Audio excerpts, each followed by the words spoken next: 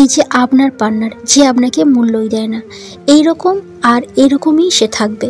শুধু আপনার কেন, পুরো এই পৃথিবীটাই এমন। আর এই পরিবর্তন, আপনার পার্টনার আপনাকে মূল্য দেয় না, এটা কখনোই পরিবর্তন হবে না যতক্ষণ না আপনার মাইন্ডসেট পরিবর্তন হচ্ছে। যেদিন আপনার মাইন্ডসেট পরিবর্তন হবে, আপনার মানসিকতা পরিবর্তন হবে, সহজ কথায় যেদিন আপনি সকল মানুষকে হ্যান্ডেল করতে শিখে যাবেন, ওই দিন থেকে আপনার কাছে আঁকা বাঁকা পৃথিবীটাও সোজা হয়ে যাবে। যতক্ষণ না আপনি মানুষকে হ্যান্ডেল করতে শিখতে পারবেন, ততক্ষণ যদি আপনি এটা দেখান কাউকে সত্যিকারের ভালোবাসেন, এই পৃথিবী এবং কোনো মানুষ আপনাকে ভালোবাসবে না, আপনাকে অবজ্ঞা করবেই করবে। যখন আপনার মাইন্ড, আপনার মানসিকতা পরিবর্তন হবে, তখন শুধু আপনার রিলেশনে পরিবর্তন হবে না, আপনার পুরো লাইফটাই বদলে যাবে। লোক এবং দুনিয়া কোনো দিনও আপনার জন্য পরিবর্তন হবে না। এই জন্যে লোককে বোঝানো ছেড়ে দিন। যদি সত্যিই আপনি আপনার লাইফে পরিবর্তন আনতে চান, তাহলে আপনার মাইন্ডসেট বা মানসিকতা চেঞ্জ করুন। আপনার দুনিয়া বদলে যাবে। আপনি কি আপনার নিজেকে পরিবর্তনের জন্য রেডি? তাহলে এই ভিডিওটা পুরোটা দেখতে থাকুন। নাম্বার 1, মানুষের মধ্যে হ্যাপিনেস খুঁজে পাওয়াটা বন্ধ করে দিন। কোনো দিনও ভেবেছেন এই হ্যাপিনেসের সূত্র কোথা থেকে আসে? কোথা থেকে এই হ্যাপিনেসগুলো আসে? একটা হ্যাপিনেস যেটা বাইরে থেকে আসে, আর একটা হ্যাপিনেস যেটা ভিতর থেকে আসে, আর একটা হ্যাপিনেস যেটা টেম্পোরারি, আর একটা হ্যাপিনেস যা পার্মানেন্ট হয়। একজন মানুষের সবচেয়ে বেশি খুশি তখন হয় যখন তার পার্টনারের সাথে থাকে। আর তবে এই খুশিটা কিন্তু বেশি দিনের জন্য নয়, এটা টেম্পোরারি।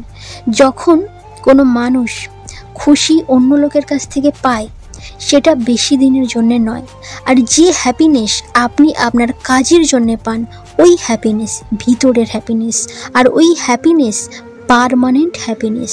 যে মানুষ তার কাজের মধ্যে হ্যাপিনেস খোঁজার চেষ্টা করে, যে মানুষ কাজের মধ্যে মজা ফিল করে, সেই মানুষটা জীবনে এগিয়ে যেতে কেউ বাধা দিতে পারবে না, কেউ রুখতে পারবে না। যে ব্যক্তি অন্য কোনো ব্যক্তির মধ্যে থেকে হ্যাপিনেস খুঁজতে চায়, আমি বলছি ওই ব্যক্তি কোনো দিনও তার লাইফে সবসময়ের জন্য খুশি হতে পারবে না। তাই আমি বলবো, আপনি আপনার গার্লফ্রেন্ড বা বয়ফ্রেন্ডের জন্যে পুরো লাইফটা উৎসর্গ না করে, বরং তার জন্যে তার লাইফে সুখে ভরিয়ে দিন। নাম্বার 2, ভীষণ ইম্পর্টেন্স, পার্টনারকে খুশি করাটা বন্ধ করুন। ভালোবাসা যত কম দেবেন, সে তত বেশি করে ভালোবাসা পেতে চাইবে। আর ভালোবাসা যত বেশি দেবেন, সে তত আপনার থেকে দূরে চলে যেতে চাইবে। পার্টনার চায় আপনি আপনার কাজ ছেড়ে তার সাথে কথা বলুন, তার খুব ভালো লাগবে। সে এটা চায় যে আপনি তাকে সবার থেকে বেশি প্রায়োরিটি দিন, তাহলে তার খুব ভালো লাগবে। সে এটাই চায় যে আপনি সবসময় যেন তাকে স্পেশাল ফিল করানোর জন্য চেষ্টা করেন, তার খুব ভালো লাগবে এতে। যখন আপনি আপনার পার্টনারের খুশি করার জন্য এই সব করবেন, তখন এই সব শুরুর দিকে, প্রথমের দিকে তার খুব ভালো লাগবে। বাট একটা সময় পর আপনার পার্টনার আপনার এই ভালোবাসা, আপনার এই অতিরিক্ত কেয়ার বোরিং ফিল করবে। আপনি যত বেশি ওকে কেয়ার করবেন, যত বেশি ওকে স্পেশাল ফিল করাবেন, যত বেশি ওকে ভালোবাসবেন, কেয়ারিং করবেন, তত বেশি আপনি তার প্রতি ইমোশনাল ডিপেন্ড করতে শুরু করবেন। এটাই আপনার লাইফের সব থেকে বড় ভুল, কারণ আপনি তাকে খুশি করাতে গিয়ে সবচেয়ে বেশি ইনভেস্ট করে ফেলেছেন। পার্টনার আপনার প্রতি রেগে গিয়ে চলে যেতে চাইলে তো চলে যাক, কিন্তু সে যদি আপনার ভালোবাসার প্রতি বিরক্ত হয়ে চলে যায়, তাহলে এটা সব থেকে ক্ষতিকর। এটা কখনোই চলতে পারে না। নাম্বার 3, খুব ইম্পর্টেন্স, আপনার আত্মসম্মান কোনো দিনও কোনো কিছুতে আপোষ করাবেন না। সেলফ রেসপেক্ট ঠিক রাখার চেষ্টা করবেন।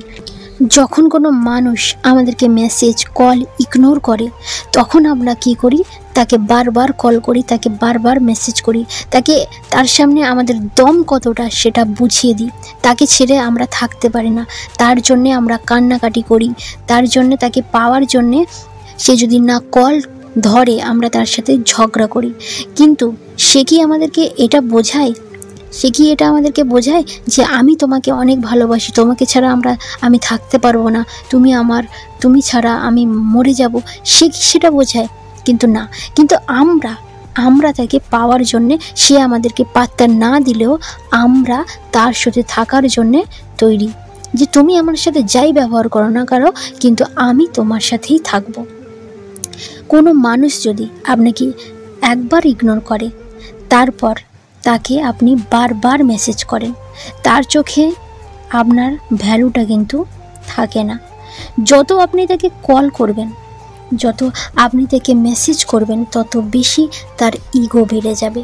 কিন্তু যখন কেউ আপনাকে প্রথমবার ইগনোর করবে, তখন যদি তাকে মেসেজ না করেন, তাহলে কিন্তু আপনার সেলফ রেসপেক্ট কিন্তু ডাউন হবে না।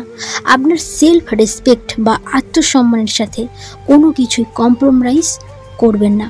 কারণ একবার যদি এটা করেন, তারপর আপনি নিচে পড়ে যাবেন, ডাউন হয়ে যাবেন।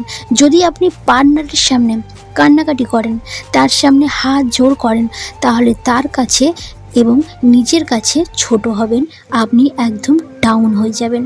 আর এই সব করে আপনি নিজেই পাবেন কষ্ট। কিন্তু যদি আপনাকে কেউ ইগনোর করে আর তারপর ওর সামনে আপনি যদি মাথা নত না করেন, আপনার সেলফ রেসপেক্ট ডাউন না করেন, তো এটাই একদিন আপনাকে অনেক বড় কনফিডেন্স বানিয়ে দেবে। আপনি ফিল করবেন যে আপনি আপনার লাইফে খুশি হওয়ার জন্য ওর কোনো প্রয়োজন নেই, আপনার পার্টনারের কোনো প্রয়োজন নেই, কারোর প্রয়োজন নেই। যখন কাউকে ছাড়া নিজে খুশি হতে শুরু করবেন, তখন নিজের চোখে একজন বড় মানুষ বলে মনে হবে। যার কারণে আপনি যখন অন্য মানুষদের সাথে কথা বলবেন, আপনার কথা বলার স্টাইলে আপনার অ্যাটিটিউড এমন হবে যে লোক আপনার প্রতি অ্যাট্রাক্ট হবে, ইরিটেট হবে না।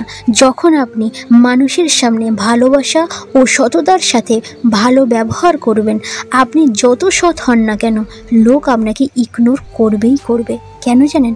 মানুষের ভালোবাসার ভাষা আমরা বুঝি না, কিন্তু আপনি যখন তাদের ভাষা জবাব দেওয়া শিখে যাবেন, মানুষকে হ্যান্ডেল করতে শিখে যাবেন, তো তখন অবাক হয়ে যাবেন যে আপনি মানুষের জন্য কোনো কিছু না করলেও তবুও তারা আপনার সামনে মাথা নত করবেই। তখন শুধু আপনার পার্টনার আপনার সামনে মাথা নত করবে না, প্রত্যেক মানুষ আপনার সামনে মাথা নত করবেন। যেদিন আপনি এরকম হতে পারবেন, যেদিন আপনি সকল মানুষকে হ্যান্ডেল করা শিখে যাবেন, যেদিন আপনি জবাব দিতে পারবেন, নিজেকে সেরকমভাবে তৈরি করতে পারবেন, সেদিন থেকে আপনার পার্টনার আপনার সামনে মাথা নত করবেই করবে। সকল মানুষ আপনার সামনে মাথা নত করবে। আশা করি আজকের ভিডিওটা বুঝতে পেরেছেন। যদি ভিডিওটা বুঝতে পারেন, যদি ভিডিওটা ভালো লাগে, অবশ্যই বন্ধুদের সঙ্গে শেয়ার করবেন, লাইক করবেন, কমেন্ট করবেন। ভালো থাকবেন, সুস্থ থাকবেন। ধন্যবাদ।